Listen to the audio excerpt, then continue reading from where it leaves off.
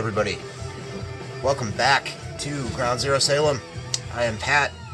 Hope everybody had a good Christmas, Yule, solstice, Hanukkah, Kwanzaa, whatever. Happy holidays. It's been a busy week, busy times. The kid is sick, the wife has been sick, so, I've been tied up with that. Obviously, the whole Christmas thing. Sitting down to this right about now, I wanted to talk about 1992. It's not so much with this about the record specifically as with the memories tied to them. I have so much shit down here that I pulled out for this video. Things really exploded for me in 1992. A lot of these I didn't own copies of, or like real copies of. I had dubs or got them from friends or whatever. And I'm just kind of wing it. I have like this like insurmountable mass of fucking records and tapes and CDs in front of me that I don't even know what to do with. But they're all related to my memories from half of 8th grade and the first half of my freshman year back then. Before I get to that, I got a really nice parcel in the mail from Leo over at Too Much Metal Is Barely Enough, and I definitely warrants a mention even though I haven't gotten around to listening to anything until now. I'm spinning his Too Much Metal Is Barely Enough compilation CD. This is the first spin that I'm throwing on, and it's got so much good shit on it. Metal Lucifer, Warfare, Fingernails, Paul Chain, Angel Sword, Deceased, all bangers. He was kind enough to send me a bunch of stuff in the mail. He won the contest I did a little while back. I sent him the mixtape for the channel and something else I'm trying to remember. The Pazuzu CD, and he made me a bunch of CDs, sent me a bunch of stuff. Compilation of bands from Australia, Convent Guilt, which is the name of a band on here, and there's also some other bands from Australia. It's kind of a comp demo kind of deal. The Loving Tongue, which is a local band. Another compilation of Adelaide bands, and a really, really nice Brazilian comp that has tons of great shit on here. Anarchus, Corzus, Volcano, Dorsal Atlantica, Necrophago, Sarcophago. You get the idea. It's all great fucking Brazilian stuff. So, thank you, Leo.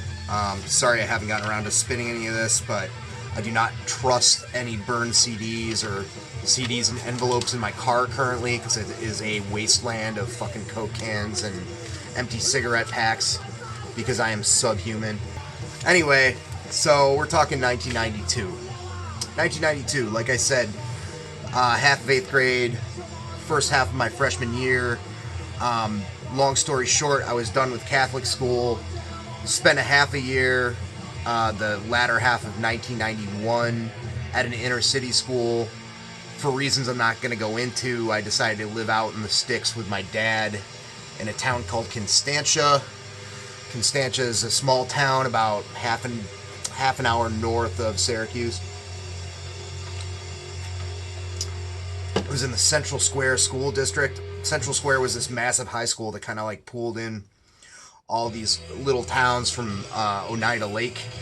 And it was a big high school, but it was kids from all over the sticks. Like when I would catch the bus in the morning, it would take me almost an hour picking people up from all over around cow pastures and shit. Very, very big culture shock for me.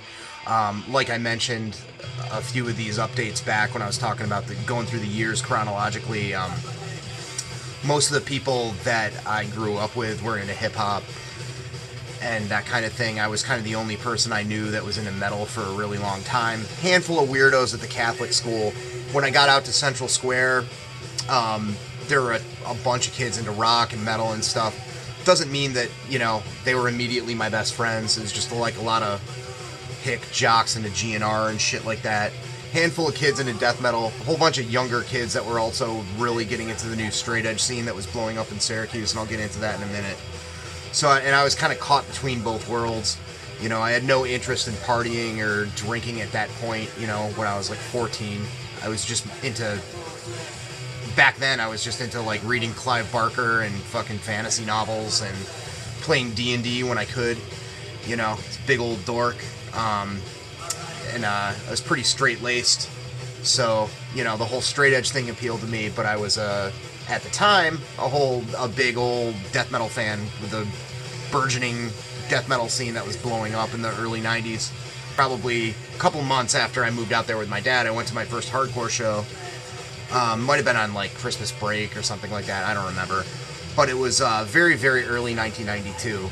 I went to the Lost Horizon in Syracuse, New York, which is, if you know, a handful of you might from the area.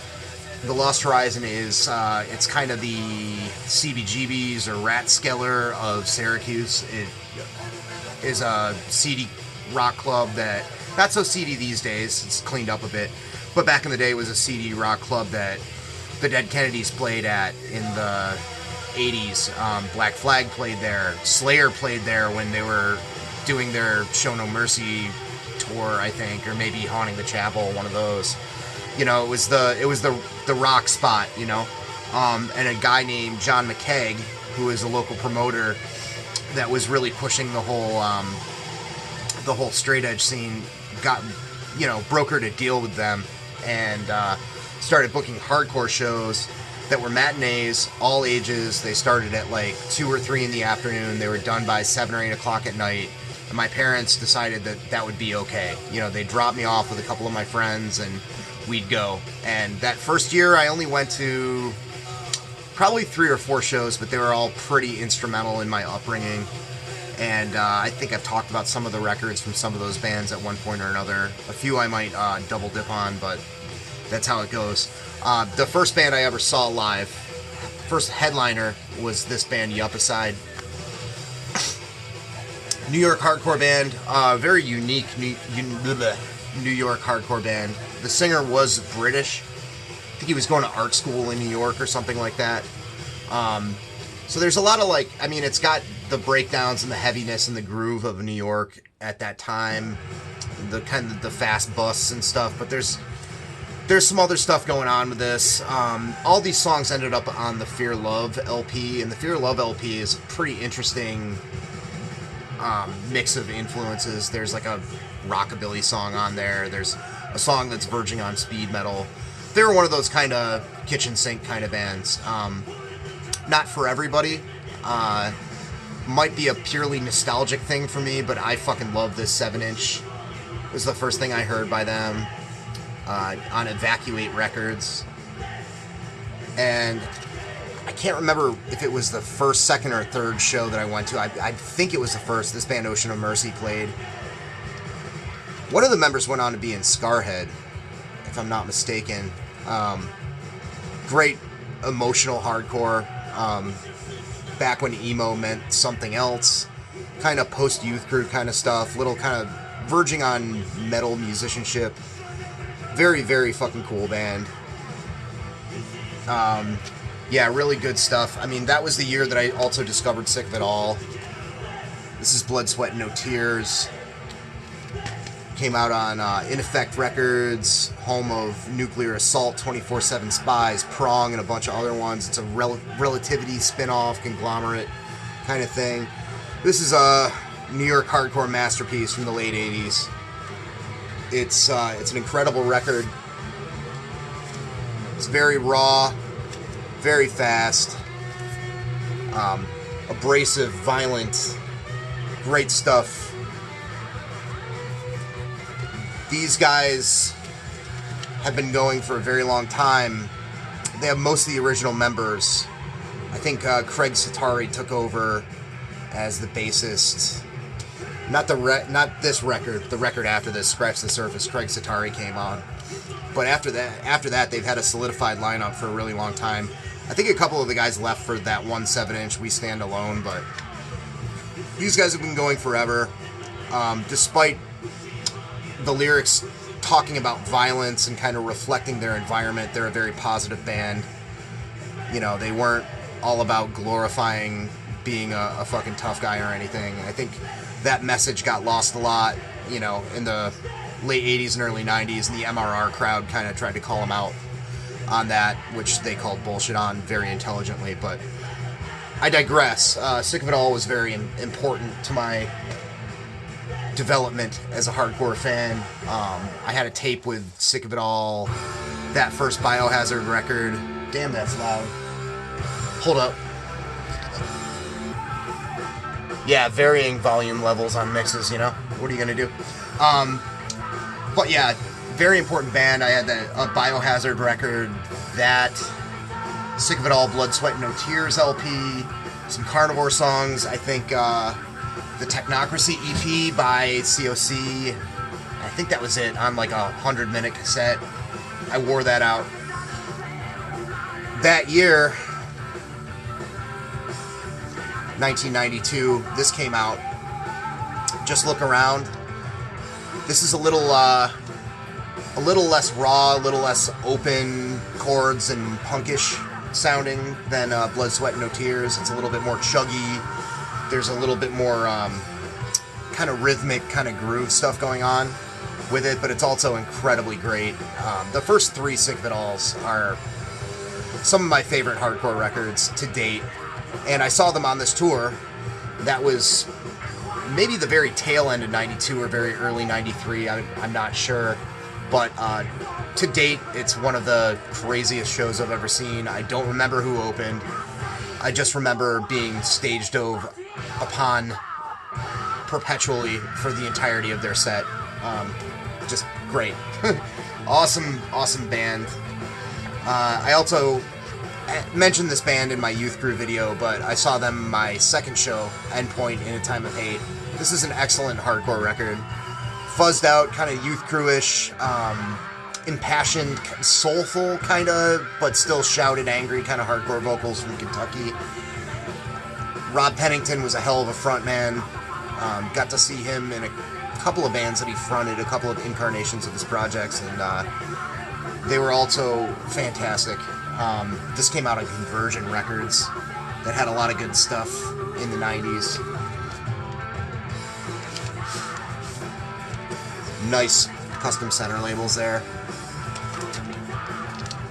This band had a little bit of Black Flag in them with those kind of weird harmonics, those kind of muted harmonics, you know, if you know what I mean, like kind of like Greg Ginn kind of style. Really good band, Endpoint. So that was my introduction to hardcore at the time.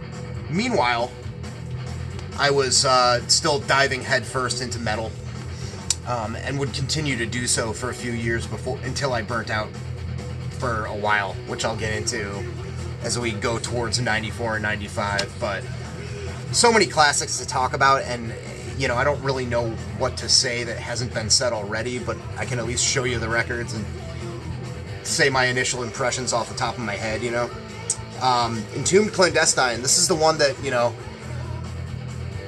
retroactively a lot of people are like, oh, it's not that great. And if you read the Swedish death metal book, like, this was kind of a rush job, and the vocalist on it that was credited on it wasn't the actual vocalist, and yada yada yada. It's still a fantastic piece of Swedish death metal. It's no Left Hand Path, but it's great. This is a repress from the early 2000s with this fancy embossing that I'm showcasing here. Got some Cthulhu action on the back. Black vinyl. Cool center labels. Loved it. Also the year that, I think it was 92.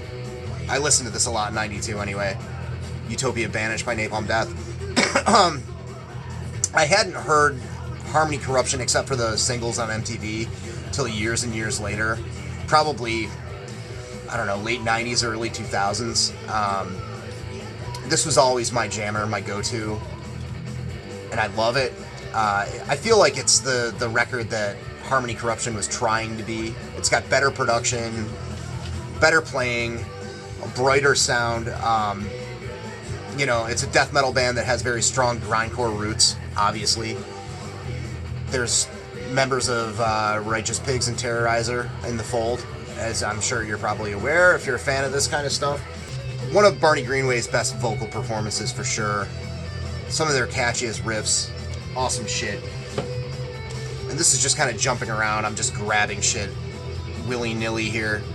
This is the Crawl EP by Entombed. Vocalist from Nirvana 2002. Kind of wish he was the guy that sang on Clandestine, but that's not how it panned out. The version of Bitter Loss on this is fucking awesome. The version of Crawl on this is fucking great. I had this on tape for a long time and wore it out. It, I believe, is actually the first Entomb that I bought. I got Left Hand Path right after it. And of course, you know, blew me away. The iconic huge cross. It's funny, I have friends that have traveled to Scandinavia and have gone out of their way to, when they're in Sweden, get pictures in front of the Entombed cross. You know, what do I need to say about Left Hand Path? Nothing. Kind of the same deal with this. You know, all these are kind of like, duh, you know. But this is what I was into at the time. Blessed Are the Sick.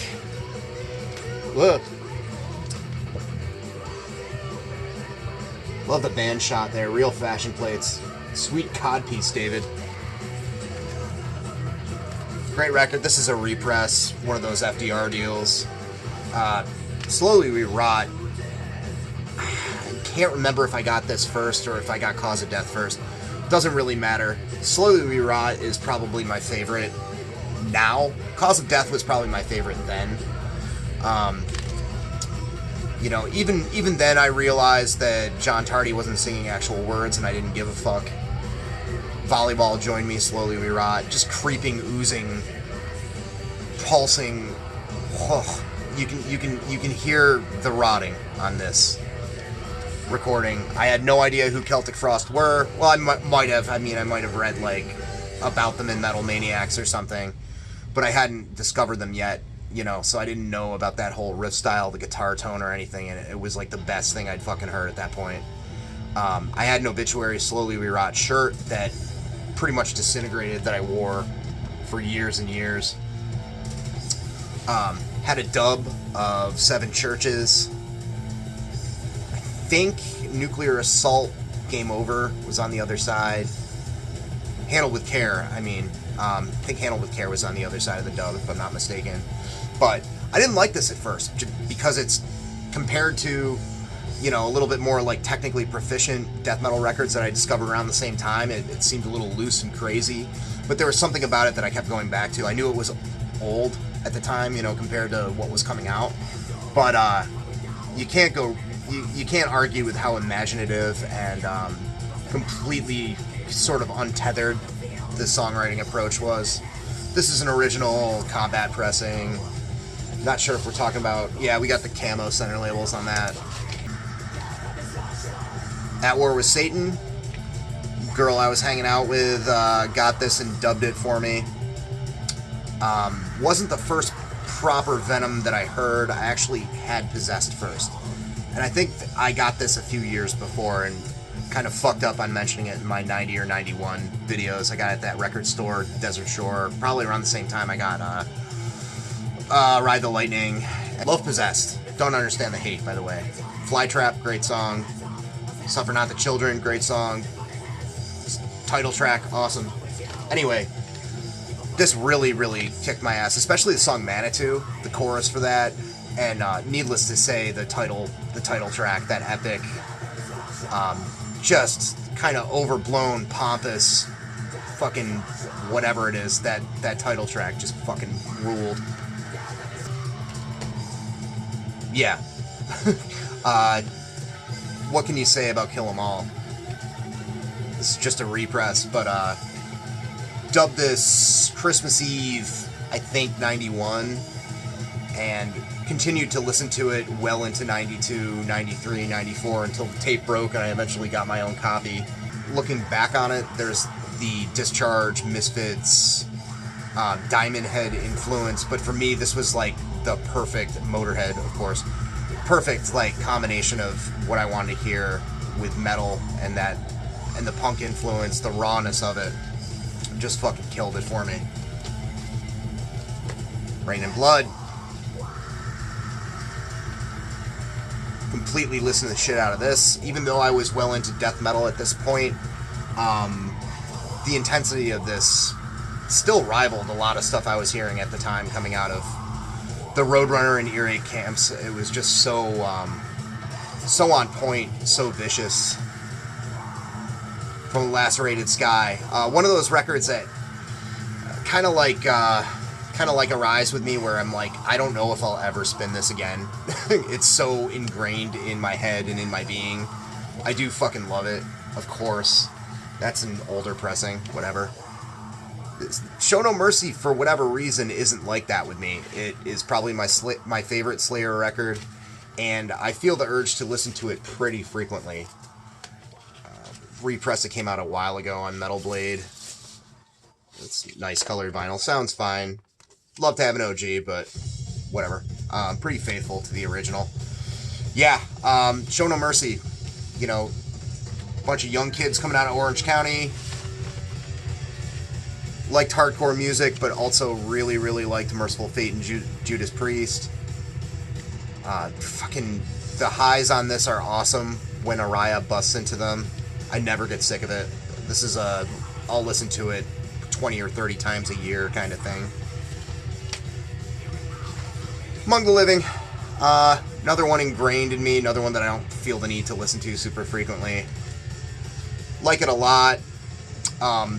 These years, I feel like the first two really are my go-tos more, namely Fistful of Metal and Spreading the Disease. The mosh parts on this, I mean, it was kind of a serendipitous occurrence that I was getting into this the same time I was getting into all that moshy chugga chugga hardcore. A lot of that stuff that was getting popular in the early to mid 90s, particularly in the straight edge scene, seemed like a lot of this Rain and Blood Slayer and Among the Living, Anthrax, combined with Judge and stuff like that, with all the fast parts taken out and just all build-ups and breakdowns, and they stole the breakdowns from the best. So, in my opinion, that's kind of what went down. I didn't listen to much hip-hop. Like I said, like a lot of my friends were into hip-hop.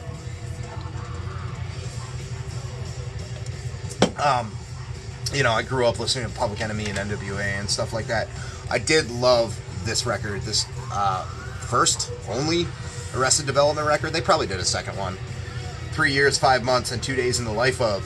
The singles, Mr. Wendell and Everyday People, were huge on MTV, and it was kind of spiritual, really positive hip-hop. This and stuff like Tribe Called Quest had its very brief moment in the sun before gangster rap got big. But this is a fantastic southern hip-hop record with a good message. So, you know, there was the modern hardcore of the day that I was getting into, all that Endpoint and Yuppicide and stuff, but I was still discovering the classics, you know, from the kids in my school, the dudes that I skated with and stuff like that. A little late getting around to discovering Minor Threat, but I did. And yet another, like, what can you say about this? You know, it's so classic and so good. Angry and intelligent and extremely well-written music. You know, not the most technical stuff because it's fucking punk rock. Why would you want it to be? But so on point, especially the drumming, the bass playing, the rhythm section of this band were fucking fantastic. Backtracked into earlier Misfits stuff. I was familiar with Earth AD first, which is a little backwards. Collection 1 was a compilation of singles, and at that time, Misfits and Danzig and Samhain were like a puzzle you kind of had to figure out. You know, there was a 1987 issue of Thrasher, maybe 88 issue of Thrasher, where they interviewed Danzig. It was right on the cusp of Samhain ending and Danzig starting.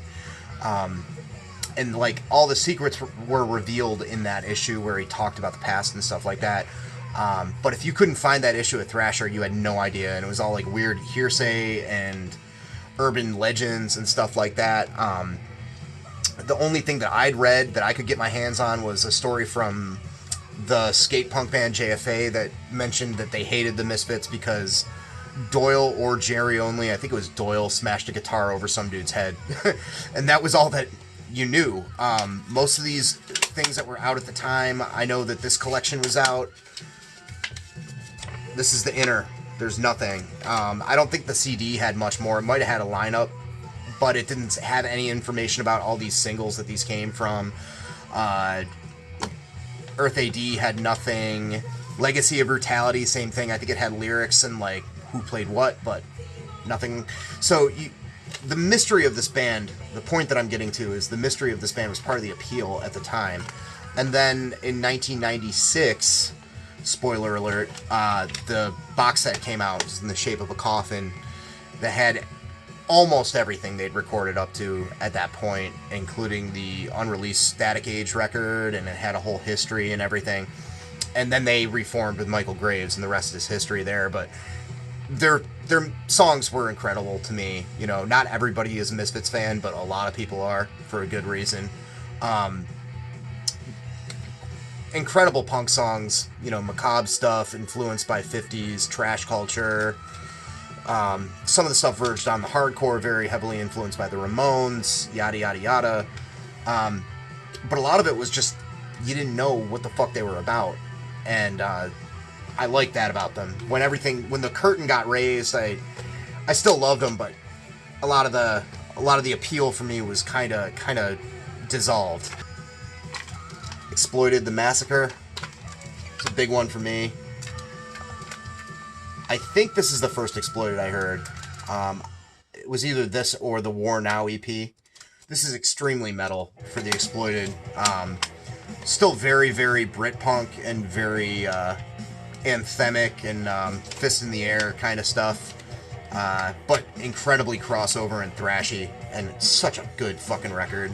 I'm in that weird camp where I like the Exploited's departure stuff when they went more metal, or in the case of horror epics, like a little bit more like death rock or post-punk than I do their classic material. Troops of Tomorrow is awesome. Let's Start a War is really good. Their singles are great, but I'll take their metal stuff any day. I was huge into Sepultura. Still.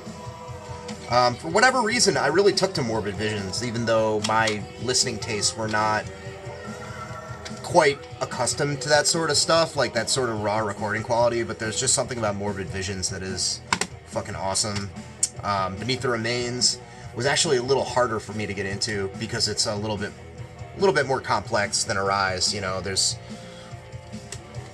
it's kind of more nuanced. But once it's sunk in, it's sunk in. Especially Inner Self. That is a jam. Walking these dirty streets with hate in my mind. Sing it, Max. Death Human came out in 91. Listened to it a lot in 92. Cassette here. Can't remember if I heard this or Scream Bloody Gore first. I want to say it was Scream Bloody Gore, which I have right here. Another interesting dichotomy, you know, kind of like getting into two bookends of a band at the same time. This is where Death kind of dropped off for me. I can appreciate their work after this, and I've listened to Sound of Perseverance and the other ones and everything past this, but this record is kind of where they peaked for me. I would say that Leprosy is probably my favorite, but I think a lot of people that are purists for the first two or the first three bash this, and I don't know. I don't think it really deserves that. If you're a death metal, like a raw, pure death metal purist, like that doesn't like techie stuff. I mean, there is technicality on this, but it works. It's for a reason, you know. I don't know. Scream Bloody Gore, fucking awesome. You know, at the time it sounded to me kind of like a dirty thrash record with death metal vocals, and that's kind of what it is. You know, along with the Possessed, it was a little bit to get around as far as the raw recording, that sort of Combat Records 1986 to 1988.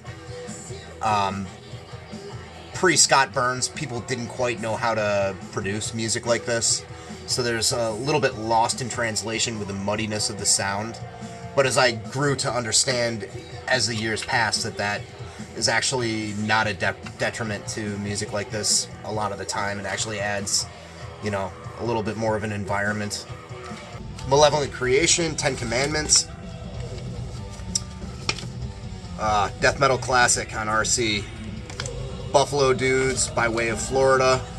Fantastic thrashy death metal. You know, just enough of thrash in there. Make it great. Injected Suffrage was a great one. Welcome to the world of AIDS.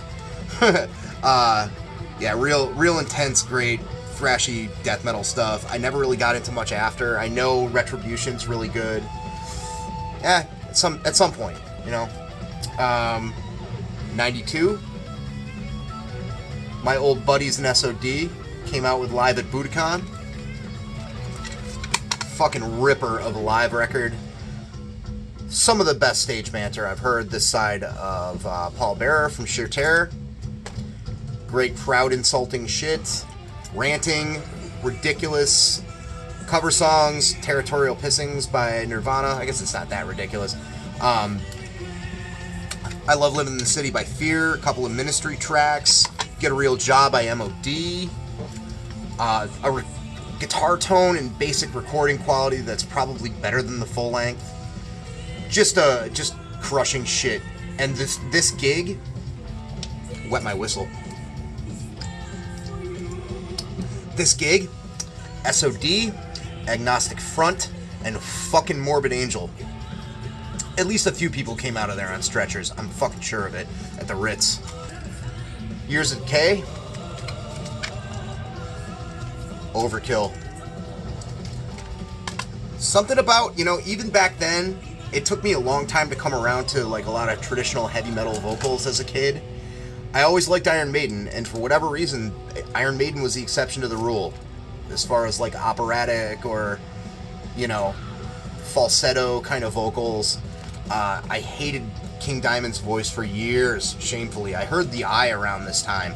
Could not fucking stand King Diamond's vocals. Didn't come around to the King probably until like 10 years ago, to be completely honest with y'all.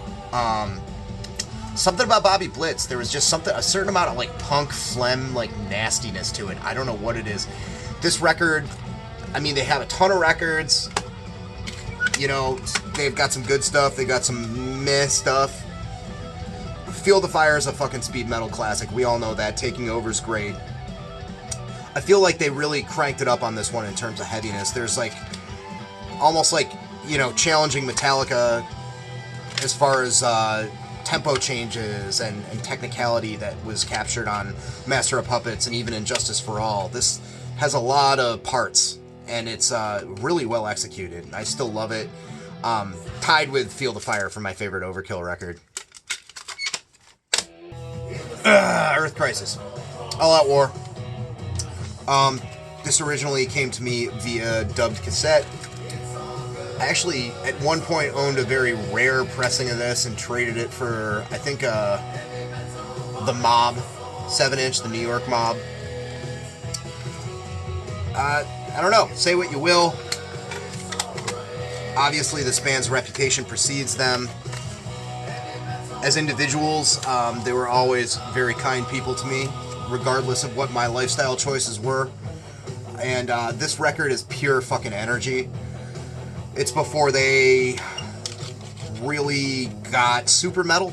You know, they're credited with being sort of metalcore forefathers. And this is more heavily influenced by like Turning Point, kind of the tail end of Youth Crew, like the melodic stuff. A little bit of like the early Hardline Records shit, like Raid, Inside Out, all the stuff that was kind of leading towards what would become metalcore. Bands that had a little bit more musicianship and a little bit more originality, but the end product is like completely enraged recording.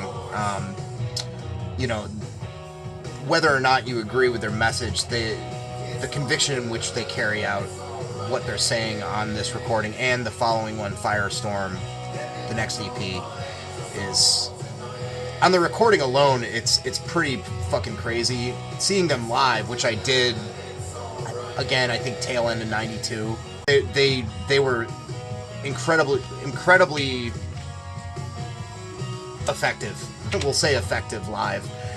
Jumping all over the place, everybody diving off of everything. They were a great band to see. Shelter was another one that everybody went fucking nuts for. This is Ray Capo of Rave Today's, after he converted to Krishna consciousness.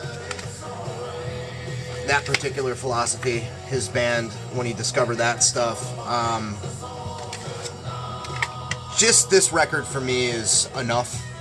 There's a couple good songs on this. Society Based on Bodies, Turn It Around. You know, kind of carrying that Youth of Today style into the 90s, a little bit more, you know, jazzy with the drumming, a little bit more chuggy, a little bit more rhythmic. Good stuff.